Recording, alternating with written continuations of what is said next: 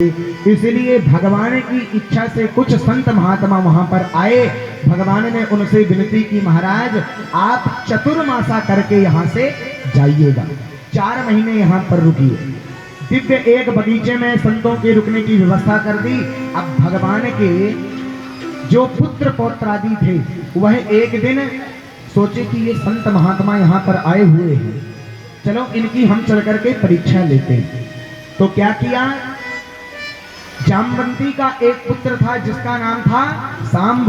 उसने महाराज स्त्री का रूप बनाया और 2-4 ग्वाले और हो गए, भगवान के पौत्र और हो गए, स्त्री बना करके संतों के पास पहुंच गए। अरे महाराज जी, हम बड़ी दूर से आए हुए हैं, ये बताइए ये जो स्त्री है इसके पेट से लड़का होगा या लड़की होगी, बेटा होगा या बेटी होगी?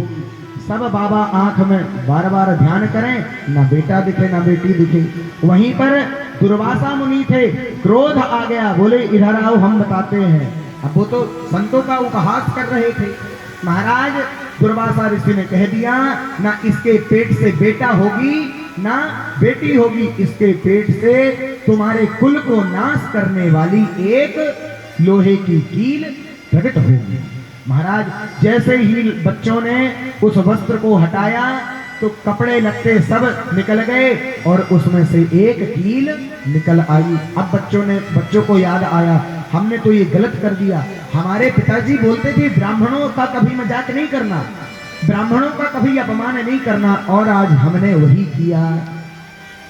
महाराज इस प्रकार से यादवों को और जैसे ही श्राप मिला महाराज, तो यादव आपस में युद्ध करने लग गए। युद्ध करते करते यादव समाप्त हो गए, केवल 4-5 यादव ही बचे जो धर्मनिष्ठ थे, अनिरुद्ध के वंशज। तो उन्हीं के वंशज जो हैं, जो आज भी यादव हैं, वह 4-5 जो यादव बचे थे वही मात्र बचे हुए हैं, क्योंकि भगवान का परिवार 56 करोड़ का, 56 करोड़ यदुवंशी हो गए थे।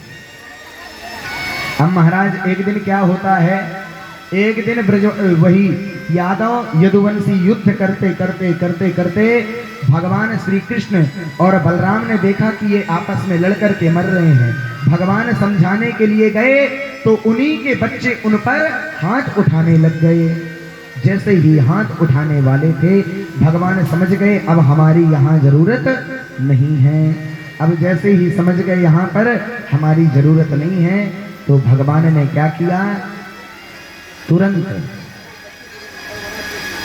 बोले कि अब हम यहां से जा रहे हैं। उद्धव जी को बुलाए, उद्धव जी से बोले, हे उद्धव मेरी बात ध्यान से सुनो, अब मैं इस संसार से जाने वाला हूं, मेरी लीला पूरी हो गई है, इसीलिए ब्राह्मणों को बुलवाओ और मेरे हाथों से दिव्य दान दिलवाओ। ठाकुर उद्धव जी ने बुलाया। उद्धव जी कहते हैं कि हे प्रभु, मेरी आपसे एक विनती है। क्या विनती है? कि आप अकेले मत जाइएगा, आप जहां भी जाइएगा मुझको भी